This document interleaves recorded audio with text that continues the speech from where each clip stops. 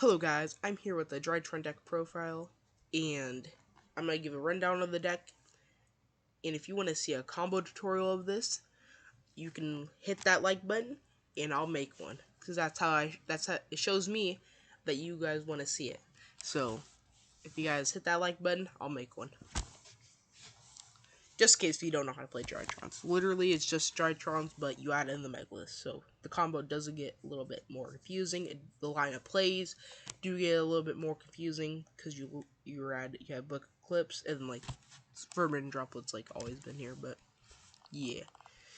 So I'm gonna give a rundown of each card, why they're played, and then yeah, then the deck profile will be over. So for the main deck, we got Artifact Scythe. It's for the DAG to play and like the DP play. Regular combos, like every deck plays this. Like you see Lifetime playing, you see PK playing it. Trinkets can't play it. Luna Lights can play it. Drytrons can play it. They're still able to. Nothing's changed about that. The DP package, which is just Celestial Dasher and like Fusion Destiny. We'll get into that when we get to the spells. These are just played for the Fusion Destiny package, as I said. 3 Diviner, they're fairies that can be searched for off of Ben 10. If you want a budget option, you can play Manju. It does literally the same thing, and it clears up more extra deck space.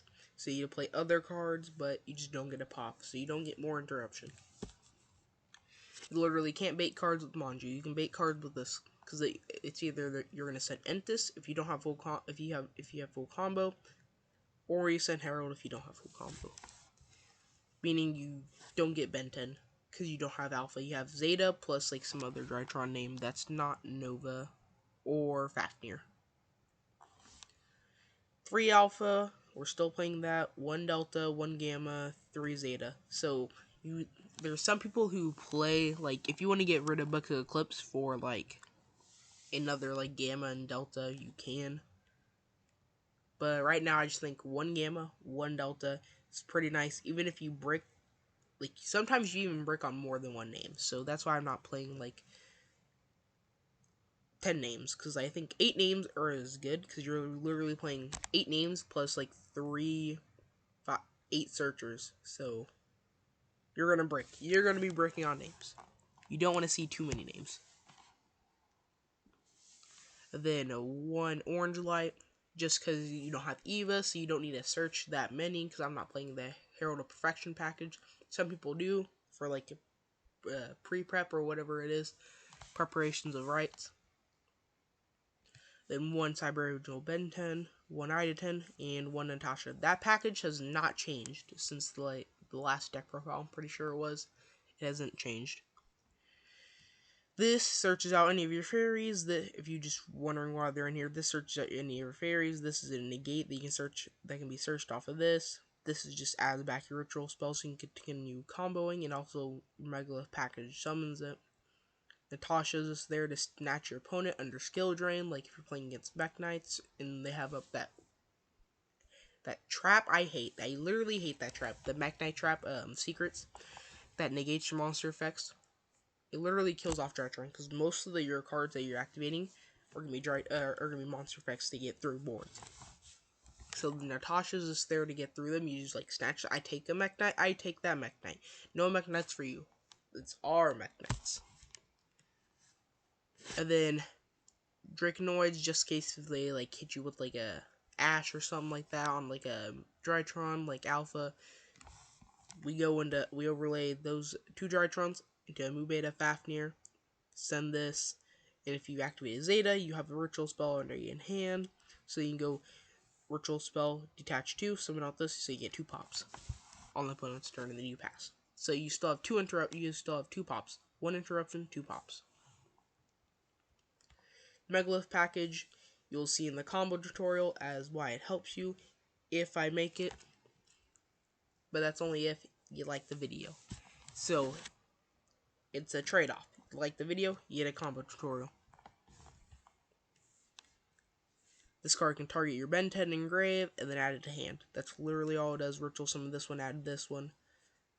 You get the gist of it.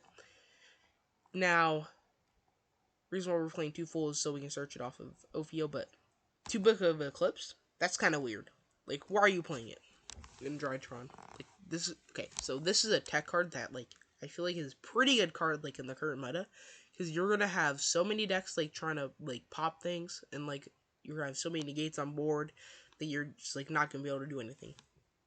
So you're gonna have, you could also replace this with chalices if you wanted to, but I just think like these are better because like if you have like a big like swords or board, or like some like big negate board, Book of Clips baits out one of their negates at least, because otherwise all their negates are getting flip face down, except for Appaloosa, which if they have that up, then you kind of just help you just draw droplets at that point.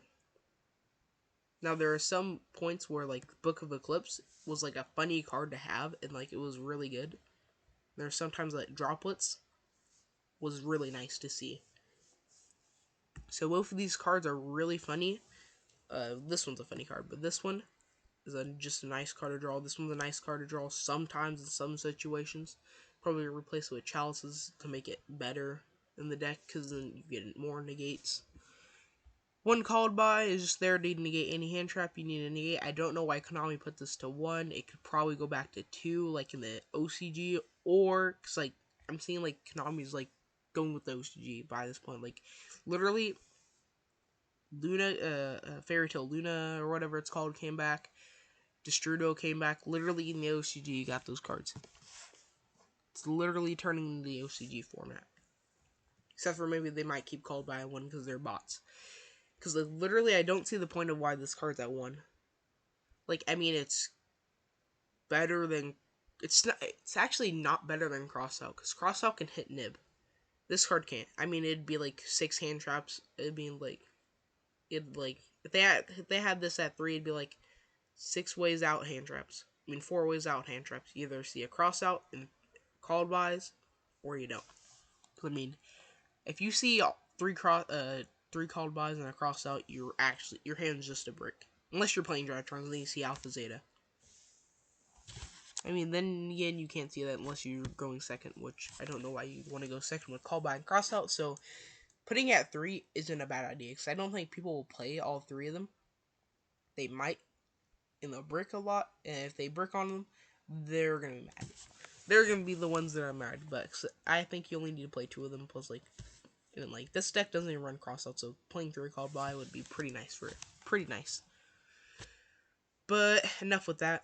3 Cyber Emergency, 2 Fafnir, 3 Nova. Some people play 1 Fafnir. I just like to play 2 just because like I want to see names.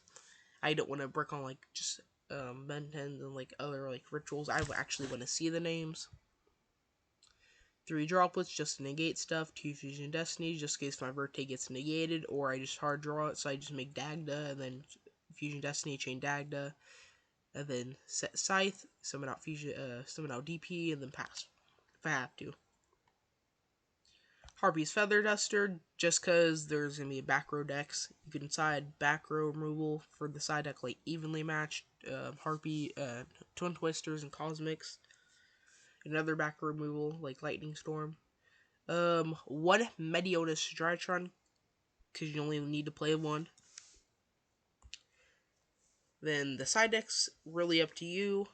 I don't really have a good, like, I'm not really good with the side deck, so yeah, now we're going to move on to the extra deck. For the extra deck, we play 1 DPE, 1 Elder Entity Entis, 1 Herald of the Arclight, Constellar Ptolemy M7, 1 Zeus, 1 Downerd, 2 Drytron Mubeta Fafnirs, 1 Appaloosa Bow of the Goddess, 1 Artifact Dagda, 1 Borosword Dragon, 1 IP Masquerena, 1 Nightmare Unicorn, 1 Link Karibo, and 1 Predaprant Birthday Anaconda. That's basically it. Note, like, this, and this needs no explanation, because they're just basic functions of the deck, of, like, any deck that you're playing them in. Herd Arclight and Entis is for Diviner, because it sends them.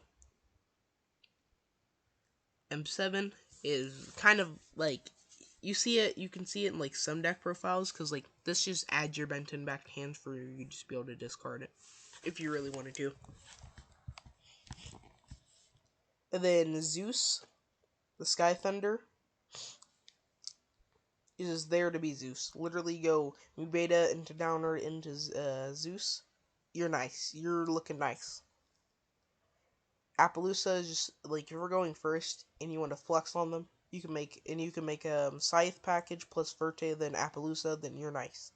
Or even another IP, so that's like 6 monsters you have to use just to make that.